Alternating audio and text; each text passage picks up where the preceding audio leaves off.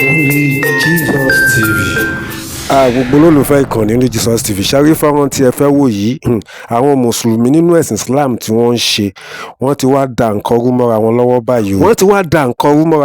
báyìí pẹ̀lú ọ̀nà èké tí wọ́n gbájúmọ́ tí wọ́n gùn léyìí. ṣẹ́rẹ́ àwọn fọ́nrán tí ẹ máa lọ wò báyìí sin Evangelist Ezekiel náà ẹ máa rí bí ó ṣe tú gbogbo àwọn èké wọn tí wọ́n dìjọ.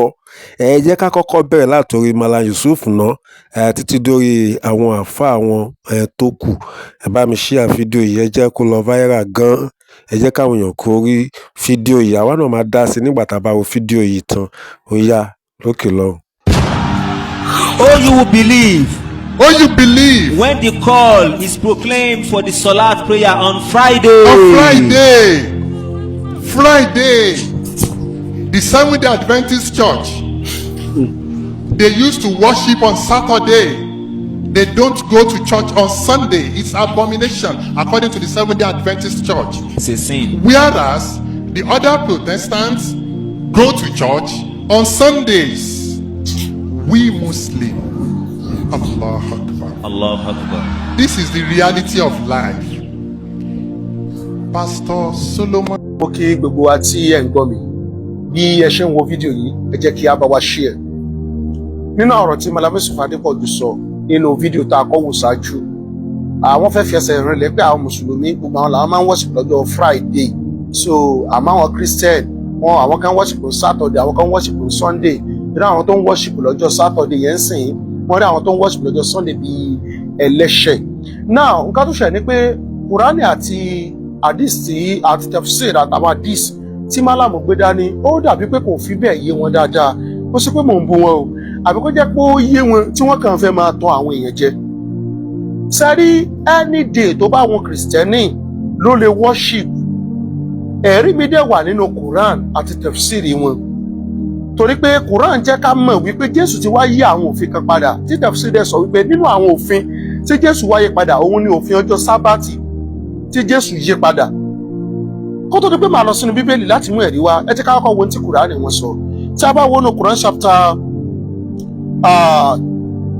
3 verse 50, only and confirming what was before me of Torah, and to make lawful some of what was forbidden unto you. I came to you with a sign from your law, so keep your duty to Allah and obey me. Wọ́n nígbà tí Jésù wá, ó sọ fún wọn pé òun wá fi òdodo rinlẹ̀ nípa tó síwájú òun náà Tọ́ra, òun sì wá ṣe é lẹ́tọ̀ọ́ fún wọn apá kan àwọn tá a ti ṣe ní èèwọ̀. Ìyẹn ni pé wá make lawful àwọn tó ti forbid fún wọn, ó wá abrogate àwọn òfin kan. Nígbà tí Ibn Abbas máa sọ̀rọ̀ lórí àwọn kan tí Kristi wá abrogate, ó ní and to make lawful to give you legal dispensation regarding some of that which was forbidden unto you, such as meat of camel, the fat of bovines and sheep, the Sabbath and other things. Wọ́n ní àwọn nǹkan tí Jésù wá yí padà nínú òfin. Ó ní fún àpẹẹrẹ, ó ní àwọn ẹran ràkúnmí láti máa jẹ, àwọn ọ̀rá láti máa jẹ, bí ẹran láti máa jẹ, àti ọjọ́ sábàtì, òfin ọjọ́ sábàtì. Jésù yí wá láti wá yí padà. So tí Kìrìsìtẹ́nì kan bá wá tù láti worship lọ́jọ́ Saturday, àbóyá nìkan sùn láti worship lọ́jọ́ Sunday, kò bá ìpinnu Ọlọ́run jẹ́, torí pé ìwé yín fẹsẹ̀ rinlẹ̀ pé Jésù ti wá láti yí òfin yẹn padà, and other things àtàwọn nǹkan mìíràn bẹ́ẹ̀ ni Kristi wá láti yí padà. Òun lẹ́sẹ̀ ní pé nígbà tí Kristi wá, ó ní ẹ má sọ̀rọ̀ pé mo wá pa òfin tàbí àwọn wòlíì irun o, ó ní ṣùgbọ́n mo wá múṣẹ. Mùsùlùmí ò mọ ìtumọ̀ mímúṣẹ yẹn, torí wọ́n padà kà síwájú. Ó fi àwọn wòlíì tí Kristi dẹ̀ ń tọ́ka sí, òun níbi tí wọ́n sì ti ń tọ́ka sí pé Kristi ń bọ̀ nínú Deuteronomy 18 pé tó bá sọ oníkẹsẹ̀ o, ẹni tí ò bá ti gbà tó ó bá sọ gbọ́, ẹni yẹn máa jẹ ìyà. Táwọn wòlíì òun nìkan tí sọ́nù Dáfídì Solomoni sọ nínú òwe chapter 8, Dáfídì sọ nínú Psalm 110 and Psalm 2 náà. Ọ̀pọ̀lọpọ̀ àwọn sáàbù ló ti sọ nípa ẹ̀ nínú Isaiah 53 táwọn wòlíì sọ nípa ẹ̀, nípa Kristi, nípa nǹkan tó fẹ́ wá ṣe tó bá wà nínú ẹran ara. So àwọn kìnìún yẹn ni Kristi wá múṣẹ. So tẹ́ bá wà wò síwájú, tẹ́ bá ó wá sọ pé nínú òfin o, wọ́n ní kẹ́ fọ́ ẹni tó bá fọ́ yín lójú ẹ fọ́ lójú padà, Kristi ni ẹ mọ̀ síbẹ̀. Ẹni tó bá gé yín lápá gé lápadà, Kristi ni ẹ mọ̀ síbẹ̀. Ọ̀pọ̀lọpọ̀ àwọn nǹkan ni Kristi ṣe tó correct nínú àwọn òfin yẹn. So Kùránì dẹ̀ fẹsẹ̀ rinlẹ̀ pé Kristi wá ṣe àtúnṣe nítòótọ́. Tí ẹ bá wo tafsiri Ibn Kathir, ó ní if you believe and I have come confirming that which was before me of Torah, affirming the Torah and upholding it, and to make lawful to you part of what was forbidden to you. This part of ayah indicate that Isa abrogates some of the laws of Torah. Yẹn ni pé wọ́n jẹ́ ká mọ̀ pé nínú nǹkan ayah tá à ń sọ yìí o, Jésù wá láti abrogate àwọn òfin kan nínú Torah. Ṣé tí wàá rí pé kìrìsìtẹ́nì tó ń wọ́sìpù lọ́jọ́ tó wù kò sẹ́ṣẹ̀ ń bẹ̀ torí pé ìwé yín ló sọ bẹ́ẹ̀ fún wa, ìwé yín sọ bẹ́ẹ̀ fún wa pé kò sẹ́ṣẹ̀ ń bẹ̀. Ẹ jẹ́ ká wá lọ sínú Bíbélì. The book of Colossians chapter 2 káàmù láti verse 14.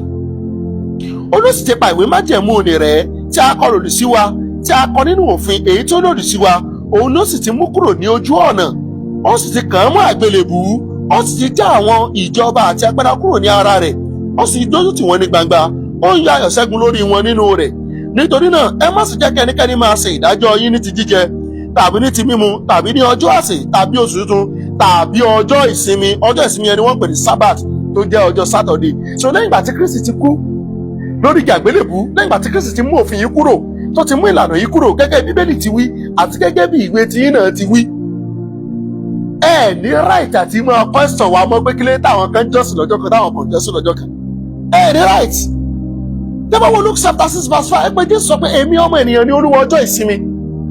Ọ̀pọ̀lọpọ̀ nǹkan làwọn èèyàn gbọ́dọ̀ sí lọ́jọ́ ìsinmi tí Jésù dẹ̀ ṣe. For example sì wọn ìgbà kéèyàn ṣe lọ́jọ́ ìsinmi nàbọ̀ Jésù máa wọ̀nyẹn lára dá. Àwọn Farisí tó dẹ̀ fẹ́ challenge ó ní àá tó bá jẹ́ ọmọ yín ní iṣẹ́ sọ pé ká filẹ̀, tó bá jẹ́ àgùntàn tí ló sọnù sẹ́ẹ̀ ní wá. So ó dàbí pé ìwé yín ò yé yín ni, ó sì mọ̀ pé ó yé yín ẹ fẹ́ máa tàwọn èèyàn jẹ ni. Sọ àwọn sọ fún yín pé lẹ́nìí kò sí nǹkan tó kàn wá pẹ̀lú òfin ọjọ́ kan o, ìjọ tó bá wọn anybody ló dé choose láti fi sin Ọlọ́run. Ẹ̀yin la wà lábẹ́ ìgún àti òfin, ẹ̀yin la gbé òfin lé lórí tá a sì fi ègún lé lórí. Ṣùgbọ́n àwa Kìrìsìtẹ́nì á ti di òmìnira, a ti kúrò ní abẹ́ ìgún. Nítorí náà sọ fún yín pé Jésù ni ọ̀nà, òtítọ́ àti ìyè, kò sẹ́ni tó lè dé ibi ìsinmi, kò sẹ́ni tó lè dé ọ̀rọ̀ ọba bí kò ṣe nípasẹ̀ Jésù Kristi nìkan. Gbogbo ẹ̀yin Christian tí ẹ fẹ́ wo fídíò tí mo fẹ́ play, mo rọ̀ yín ẹ gbọ́ kẹ́ ẹ dẹ̀ share, torí pé irọ́ ọjọ́ pípẹ́ tí wọ́n ti fi ń ba ìgbàgbọ́ a Kìrìsìtẹ́nì jẹ́, tí wọ́n fẹ́ fi tàbùkù bá ìgbàgbọ́ wa láti sọ nǹkan tá à jẹ́, òun ni irọ́ yìí. Ẹ jẹ́ ká gbọ́. Orílẹ̀-èdè yìí la wà rí tí wọ́n ti mú private jet kan pastor pẹ̀lú almost $10 million lọ́dún náà ní South Africa tí pastor lọ fi ra weapon kí ló fẹ́ fi ṣe. Nàìjíríà ni. Mo kí gbogbo àwọn ọmọ Ọlọ́run. Irọ́ ọjọ́ pípẹ́ tí wọ́n ti ń pa lórí ìgbàgbọ́ àwọn Kìrìsìtẹ́nì, bí wọ́n ṣe parọ́ mọ́ Kanchiama lórí nǹkan tí ẹnìyàn ò ṣe, Kanchiama náà Ọ̀rẹ́jàfọ̀ lórí nǹkan tí wọ́n ṣe. Ó rẹ̀ yín ọmọ Ọlọ́run tí ẹ̀ ń fẹ́ òtítọ́, tó yẹ pọ̀pọ̀lọpọ̀ nínú lẹ gbọ́ news yẹn gbà yẹn táwọn pariwo àwòdọ̀ra nations tẹ́ ẹ̀ gbọ́ tán, mo rọ̀ wá ẹ jẹ́ ká farabalẹ̀ gbọ́. Vanguard News àti Premium Times wọ́n sọ̀rọ̀ lórí issue yìí nígbà yẹn, wọ́n dẹ̀ mú ẹ̀rí wá wípé kì í ṣe máa yẹn ló lọ ra ammunitions, kò dẹ̀ mú anything nípa ammunitions lọ ra. Lóòótọ́ ni máa yìí ní private jet tí wọ́n gift ẹ̀ nígbà tó pé 40 years ní ministry, àmọ́ ó lease ẹ̀ fún company tó fi ń ṣiṣẹ́. Àwọn Nigeria government ló wá lọ lease ẹ̀ lọ́wọ́ company yẹn. Ọmọ Nàìjíríà méjì pẹ̀lú ẹnìkan láti Israel ni wọ́n gbéra ní àkókò tí Boko Haram ń bá wa fíra nígbà Jonathan. Ìjọba Nàìjíríà ló sì rán wọn pẹ̀lú 9.3 million láti lọ ra ammunitions yẹn. Àwọn South Africa tó ń mú wọn fún ni pé owó yẹn báyẹn kò yẹ kó wọlé lọ́nà tó gbà wọlé. Ẹ jẹ́ ká gbọ́ nǹkan tí news sọ. Premium Times exclusive sees 9.3 million. Nigeria official blame US for secret South Africa arm deal. Wọ́n sọ wípé àwọn Nigeria officials wọ́n blame US fún nǹkan tó ṣẹlẹ̀ bí àwọn ní irú wà táwọn ogun táwọn fẹ́ fi lọ ra ammunition secretly yẹn. Kí ló wá sọ? On the 17th of September 2014 ní news yẹn jáde. The Nigerian government opted for a decree purchase of arms with cash as a desperate measure after the American government allegedly blocked all legitimate arms order made by the military, high-rank military officer and top administration official have told Premium Times. Wọ́n sọ wípé àwọn Nàìjíríà wọ́n blame àwọn orílẹ̀-èdè USA fún nǹkan táwọn ṣe, torí pé àwọn orílẹ̀-èdè USA ẹni tó jẹ́ president wọn gbà yẹn ó block gbogbo àwọn ways táwọn fi lè ra ammunitions. Tẹ́ ẹ bá dẹ̀ rántí táìmù yìí ni ogun Boko Haram ń ṣẹlẹ̀. Nàìjíríà need the ammunitions tó fi máa fight Boko Haram. Àwọn ìlú tí wọ́n ti fẹ́ rà àti lọ́dọ̀ USA náà àwọn ìjọba wọn gbà yẹn wọ́n block way yẹn wọ́n jẹ́ kán rírà. So wọ́n máa wá lajúlẹ̀ kógun yẹn máa lọ bẹ́ẹ̀ kọ́kàn máa pa àwọn èèyàn kán máa jà. Òun ló bí ọgbọ́n tí wọ́n dá láti fẹ́ lọ ra nǹkan yẹn níbòmíì. Tẹ́ bá gbọ́ ó ní Nigeria government had on Tuesday admitted that it owned the 9.3 million cash smuggled into South Africa aboard a private jet and seized by authority of that country. Wọ́n sọ pé àwọn orílẹ̀-èdè Nàìjíríà admit ní ọjọ́ Tuesday yẹn wípé owó tí wọ́n bá nínú jẹ́ẹ̀tì yẹn àwọn ní owó yẹn táwọn fẹ́ fi lọ ammunitions ní ìlú tí wọ́n ti gbà á. Ẹ wá gbọ́, ó ní the administration also confessed that it was trying to use the money to buy arms and that it had already opened talk with South Africa authority on the matter. Wọ́n sọ pé owó yẹn àwọn fẹ́ fi lọ ra ammunitions ni àwọn lè ti bá orílẹ̀-èdè South Africa sọ̀rọ̀ nípa rẹ̀. But multiple military and administrative officials told Premier Times on Wednesday that government adopted that subterranean strategy to procure arms after American officials continue to stand in the way of the legitimate arm order from America, Israel, and other countries. So the same ọ̀rọ̀ tí mo sọ náà ni wọ́n tún continue pé àwọn ènìyàn wọn acknowledge pé àwọn làwọn ní nítorí ẹ̀bí náà ni pé gbogbo orílẹ̀-èdè bí Israel ló bá àwọn other country bí America àwọn ti fẹ́ ra ammunitions ní àwọn ìjọba USA ni wọ́n block ńgbà yẹn. Ó ní they claimed the US government has blocked other places by Nigeria for arms and ammunition, thereby frustrating the country's effort to defeat the extremist Boko Haram. Ṣé gbọ́, àwọn tí wọ́n bá ń fà ń gbà yẹn ni. Only we did it in desperation. Àṣelọ́nà yìí. One of the officials said of the 9.3 million cash for arms controversy, all our effort to procure arms, tanks, and ammunition have so far been frustrated by the US. It is a trying time for our country and we need to do something to defeat this insurgency. Wọ́n ní gbogbo ipá táwọn ń lò òun ni orílẹ̀-èdè US ń block ńgbà yẹn. Àmọ́ àwọn ń lo gbogbo ọ̀nà pé nǹkan tó ń ṣẹlẹ̀ sáwọn ó gbọ́dọ̀ stop. So orílẹ̀-èdè Nàìjíríà fara ẹ̀ gọ́ọ̀mẹ̀ntì wa wọ́n acknowledge pé àwọn làwọn ní nǹkan yẹn, àwọn làwọn ní owó, àwọn làwọn gbé private jet lọ, àwọn làwọn lọ gbà. Ẹ̀yin wá jókòó ẹ̀dẹ̀ sọ pé ẹ kàwé because lójú tèmi ẹ kàwé. Ẹ̀yin wá dé ránṣẹ́ kí yẹn wọ́n mú private jet pastor kan ó lọ ra ammunition kí ló fẹ́ fi ṣe. Ẹ̀yin gbogbo èèyàn tí ó ń gbọ́ mi mo challenge yín ẹ bọ́ sórí social media ẹ fúnra yín ṣàṣẹ. Tí nǹkan tẹ́ ẹ bá yàtọ̀ sí nǹkan tí mò ń kà tí wọ́n bá sọ fún yín pé máa yẹn ló ní ẹ wá bọ́ síta ẹ fi àrékèrèkè àti ẹ̀tàn ẹ fi ń deceive àwọn èèyàn lórúkọ Jésù ọ̀pọ̀lọpọ̀ ò ní lọ. nínú tí ń fara níyàn pé jẹ́ pé ìlú náà ní contribution bíi eléyìí ìlú gangan ní contribution bíi tí mo fẹ́ sọ yìí ọ̀nà táwọn èèyàn ń gbà kọjá kẹ́ ẹ wá sọdá yìí tẹ́tí máa gbá bọ́ọ̀lù ọ̀pọ̀lọpọ̀ síríìtì wọ́n dọwọ́ rọ̀lẹ́ àwọn ọ̀dọ́ àdúgbò wọn àgbẹ̀ wọ́n dẹ jáde láàrin síríìtì ọ̀nà ni wọ́n pẹ̀lẹ́ wọn kì í ṣe fídì ọ̀nà lọ́kọ̀ bẹ̀ wọn kì í ṣe fídì gbogbo ẹni bá wá fẹ́ kọjá yóò máa pẹ́ lágalágalágalágá láti ríbi kọjá àbí kàn ní wọn gbàgbọ́ lọ́yẹ́ lọ́gbà síríìtì ọ̀hún yẹn hádà á ní tọ́rí ẹ fara ní àwọn èèyàn lójú ọ̀nà ní ẹ fara ní àwọn èèyàn ní nínú ẹ̀ ní káfẹ́ ṣènáwó káwá dí síríìtì pa torí pé ọbí ma ọlọ́run jẹ́ mi ọmọ rẹ̀ kún ló ní káwọn èèyàn ọmọ nìmọ̀ síríìtì torí pé ó ṣe bẹ́ẹ̀ dé ó dínà síríìtì ó dọ̀ fọwọ́ ṣe kínní. Mo kí gbogbo èèyàn wa tí ẹ ní oore ọ̀fẹ́ láti máa wá àti láti máa ṣalábàápàdé fídíò yìí. Ṣẹ̀rẹ̀ má yẹ kẹ́nikẹ́ni tàn wá ẹ má jẹ́ kí wọ́n parọ́ fún wa. Ṣẹ̀rẹ̀ gbogbo àwọn nǹkan tí wọ́n ń sọ yìí wọ́n fẹ́ jẹ́ ká fi máa wò bí wípé àǹfààní ire kan wà nínú ẹ̀sìn Islam tí gbogbo èèyàn máa ní ìrọ̀rùn nínú ẹ̀ tó jẹ́ pé kò ní sí fìtìnátì kò ní sí aburú ń bẹ̀. Irọ́ dẹ̀ ni. So wọ́n ń sọ nínú wàásàn pé kọ́mọ̀ ní èèyàn lára pé nínú ìfà ní èèyàn ni pé kéèyàn blọ́ọ̀kù títì wọ́n ń ṣe kó mọ àbọ̀ ń ṣe ìnáwó wọ́n ń ṣe.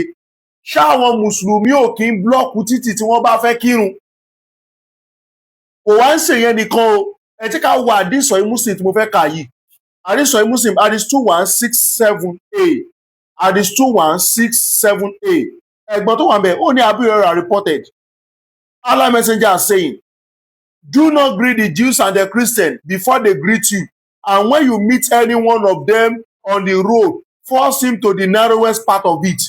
Wọ́n ní Abu Hurairah ló gba àdìsẹ́ wa pé Muhammadu sọ wípé òjíṣẹ́ Allah ó sọ pé ẹ gbúdọ̀ kí Júù àti Christian tẹ́ ẹ bá pàdé wọn lọ́nà tẹ́ ẹ bá pàdé wọn àbọ̀ wọn ló pàdé yín ẹ gbúdọ̀ kọ́kọ́ kí wọn ìyẹn àkọ́kọ́ o tẹ́ ẹ bá wá pàdé wọn ẹ make sure pé ẹ sún wọn lọ sí ibi tó kéré jù ní ojú ọ̀nà yẹn.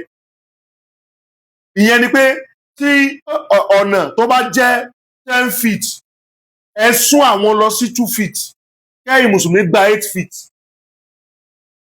ẹ sún wọn lọ síbi tó wà narrow kẹ́yìn lẹ́pẹ̀yìn lẹ́ máa gbọ̀rọ̀ lẹ́ máa occupy ẹ̀.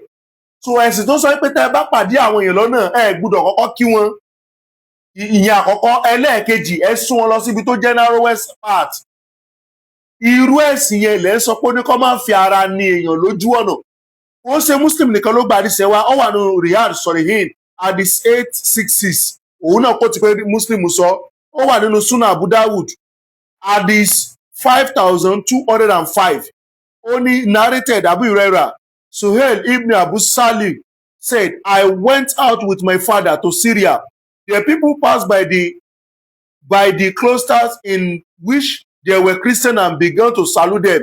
My father said, do not give them salutation first. For Abu Hurairah reported that the messenger of Allah are saying, do not salute them, Jews and Christians first. And when you meet them on the road, force them to go to narrowest part of it.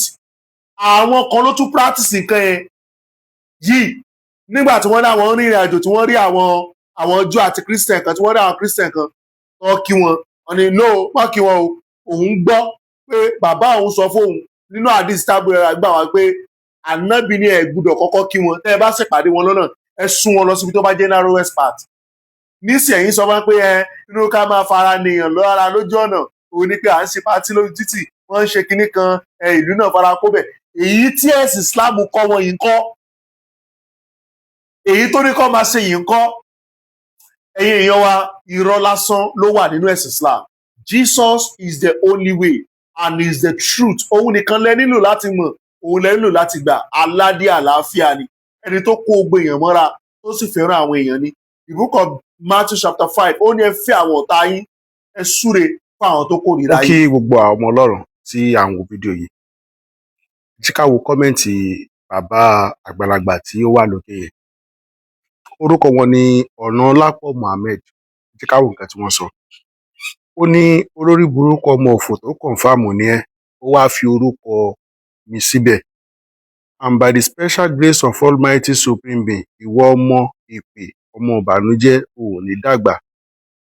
Ó wá ní Muslim blocking road for 10 minutes prayer and not even express road but Christian block the express road for more than 4 hours and you still have all effrontery to come out to say all of this with bitterness and hypocrisy. Ọ̀rọ̀ tí wọ́n fẹ́ sọ gangan ló wà nísàlẹ̀ wọ́n jẹ́ ká wo bí wọ́n ṣe bẹ̀rẹ̀ pẹ̀lú èpè. Now èmi ò ní bú yín ìdẹ̀ ní ṣépè fún yín torí mo mọ̀ pé ẹ láwọn ọmọ tí yín so tí ẹ bá ń sọrú eléyìí sí ọmọ ọlọ́mọ mi ò mọ nǹkan tẹ́ ń gbà lérò lórí àwọn ọmọ yín ọdún kò jọ mí lójú náà torí pé nọ́mbà 1 náà gbogbo àwọn ọmọ táwọn bí tó bí wọ́n ṣánkú lójú ayé ẹ̀ ni èyí tí ò ṣánkú lójú ayé ẹ̀ gan 6 months lẹ́yìn tó kú òun náà nìyẹn kú so mo dẹ̀ jù wọ́n lọ ìyẹn àkọ́kọ́ ẹlẹ́ẹ̀kejì ń bẹ̀ ọmọ orúkọ kan wà nínú sọ̀yí Muslim hadith 2603 ànábì gbé ọmọ yẹn ṣépè pé ọmọ yẹn ò ní dàgbà kò ní tọ́jọ́ àwọn ọmọ ànábì ni ò padà tọ́jọ́ tí wọ́n ṣọ́kú lójú ayé ẹ̀ so èmi ò nídàá ti ṣépè fún yín àbí ṣépè fún àwọn ọmọ yín ẹ jẹ́ kí n fún yín lésì lórí nǹkan tẹ́ sọ. Now gbogbo èèyàn tó ní làǹkàyà àti tó ní ọpọlọ ló mọ̀ pé nǹkan tẹ́ ń sọ nísàlẹ̀ pé rọlẹ̀ pa kò sí ibi tí Christian ti blọọkù express road fún 4 hours rí kò sí rí kò sí evidence ẹ̀ pé torí bí ẹ̀yin mùsùlùmí ṣe máa fẹ́ kírun tẹ́ máa blọọkù road. Tẹ́ bá sọ wípé òkè àwọn churches ńláńlá kan wà lẹ́gbẹ̀ẹ́ express tó jẹ́ pé tó bá ń ṣe àwọn program kan occasionally wípé dop máa ń wà èèyàn ń ṣe pé wọ́n blọọkù road. Èkó fún ara ẹ̀ church kan máa ṣe program ní express Èkó fún ara ẹ̀ busy road ni ọ̀nà tẹ́ ẹ lè gbà kọjá tó jẹ́ pé ẹ máa lọ freely ẹ máa rò pé within 30 minutes mo máa fi délé màá ti délé within 1 hour màá ti délé ẹ máa padà ńgbà míì ẹ lè padà wọlé lóru. Èkó fún ara ẹ̀ ọ̀nà express Èkó busy road ni in fact ibi tí wọ́n tẹ̀ ti ṣe program gan irú bíi Ìbàfò àwọn kinní yẹn sometimes àwọn tó ń gbé èrò ní títì bíi Ìbàfò bíi Bẹ́gà àwọn tó ń gbèrò ní títì lè kọ́ sódò tẹ́ máa rò wípé nǹkan tó pọ̀ ló wà wájú. So kì í ṣe pé àwọn Christian ni wọ́n block road normal hold up tí mọ́tò ń lọ tí mọ́tò ń bọ̀ ni kò ń ṣe pé wọ́n wá block road tí wọ́n wá ń ṣe program ń bẹ́ẹ̀ wọ́n wá block express tí wọ́n wá ń ṣe program ń bẹ́ẹ̀ bí ẹ̀yin mùsùlùmí ṣe máa ń block ọ̀nà ẹ wá sọ pé ẹ̀ ń kírun. Ẹgbẹ́ sí làǹkàyè ọ̀rùn kan tá à ń sọ ń bẹ̀ yẹn ó yàtọ̀ sí nǹkan tẹ́yìn ń sọ lórúkọ Jésù ọpọlọ wa ò ní lọ ire o. ẹ ṣeun gbogbo aládìjọ wo fọ́nrán yìí ẹ̀yin olódodo dà ẹ̀yin tí ẹ ní ọgbọ́n Ọlọ́run ẹ̀yin dà ẹ̀yin tẹ́ ní ìbẹ̀rù ọlọ́run bákan náà ẹ̀yin dà ṣe mọ̀ pé bí ìkà bá rojọ́ ìkà kan ló máa dà ní tilẹ̀ ń tọ́lọ́run kí lẹ rí sí fọ́nrán yìí ẹ jọ̀ọ́ ẹ jẹ́ ká dìjọ pàdé ní comment section ẹ dẹ̀ bá mi share ẹ jọ̀ọ́ ẹ bá mi pín kẹ́ like ẹ bákan náà ẹ ṣe láìpẹ́ á tún padà wá ní àlàáfíà.